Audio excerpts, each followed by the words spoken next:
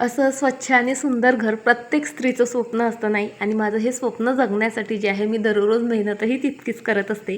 सकाळी सकाळी घर मस्त स्वच्छ नीटनेटकं केलं ना की पूर्ण दिवस आपला मस्त फ्रेश जातो आणि प्रसन्न वाटतं. त्यानंतर लगेच जी आहे पूजा करून घेतली. आज महाशिवरात्री आहे. मी उपवासात फक्त फळं घेते म्हणून देवाला नैवेद्यातही फळंच दिली. त्यानंतर सुंदर अशी रांगोळी काढून घेतली. आता उपवास आहे खरं, आणि घरचे बघा किती छळतात. त्यांना नेमकं आजच पावभाजी खायची होती. उपवासाच्या दिवशी कसं कामं कमी असली की जरा बरं वाटतं, पण आता त्यांचा हट्ट होता. मी बोलले ठीक आहे बाबा, पावभाजी बनवते, आणि अगदी शॉर्टकट कुकरमध्ये मी पावभाजी बनवली.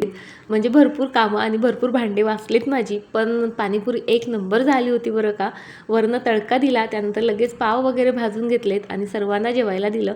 त्यानंतर मीही फ्रुट्स घेतलेत आणि इतकी पटपट कामं आवरली मी या साहेबाचा अभ्यास घेण्यासाठी, आणि यांची मस्त झोप चाललेली. आमच्याकडे भाजी काय करू विचारलं की सर्वांचा आन्सर एकच असतो, बेसन. मग असे वेगवेगळे बेसनाचे प्रकार मी बनवत असते.